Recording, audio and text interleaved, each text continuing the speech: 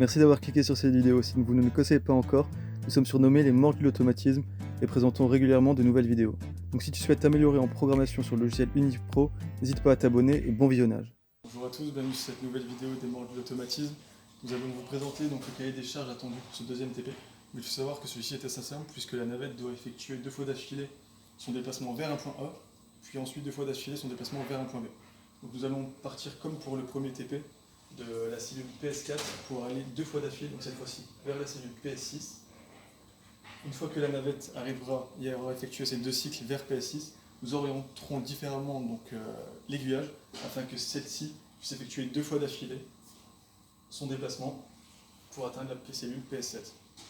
Pour ce faire, nous avons tout d'abord utilisé un bloc compteur. Il faut savoir que nous avons créé plusieurs variables pour ce faire, notamment les variables CU1, R1 et Q1.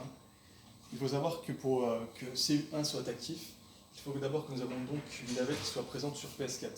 Donc dès que la navette sera sur PS4, la valeur CU1 sera active et donc à chaque fois montant de cette valeur, donc à chaque fois qu'il y aura une navette sur PS4, la valeur du compteur va s'incrémenter de 1. Donc lors du premier passage, la valeur du compteur sera effectivement de 1. Néanmoins, dès que la valeur va atteindre 2, donc il y aura eu 2 passages au PS4 comme attendu pour avoir les deux allées vers PS6, le compteur va atteindre la valeur de 2, et dès que la valeur de 2 sera atteinte, la sortie Q1 sera par conséquent active.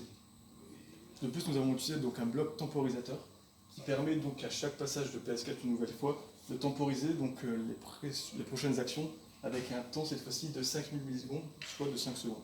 Et par le même principe que pour le compteur, nous avons donc une variable ici T1 qui va activer ou non ce compteur. Après la mise en fonctionnement de la navette, celle-ci s'est avancée jusqu'à la cellule de détection PS4. Une fois détectée par la cellule, une temporisation de 5 secondes s'active.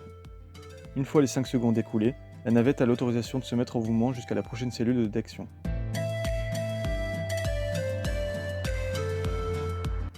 Comme vous l'avez constaté, la navette est correctement arrivée à la cellule PS6. Nous enlevons donc la navette afin de permettre à la prochaine d'effectuer son cycle.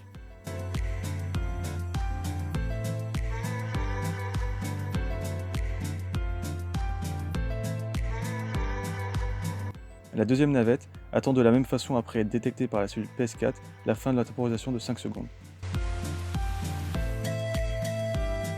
Puis comme vous pouvez le constater également, elle se dirige vers PS6 sans souci.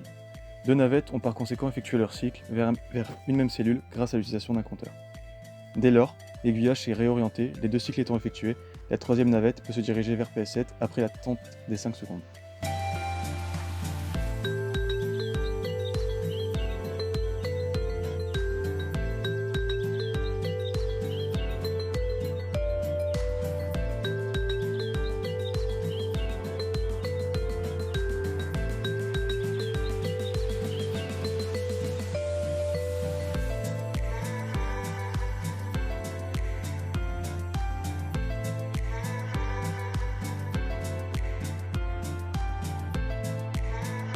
La quatrième navette s'est mise en fonctionnement. Après la temporisation, elle s'est correctement avancée vers PS6 et l'aiguillage s'est réorienté afin de permettre d'effectuer des nouveaux cycles.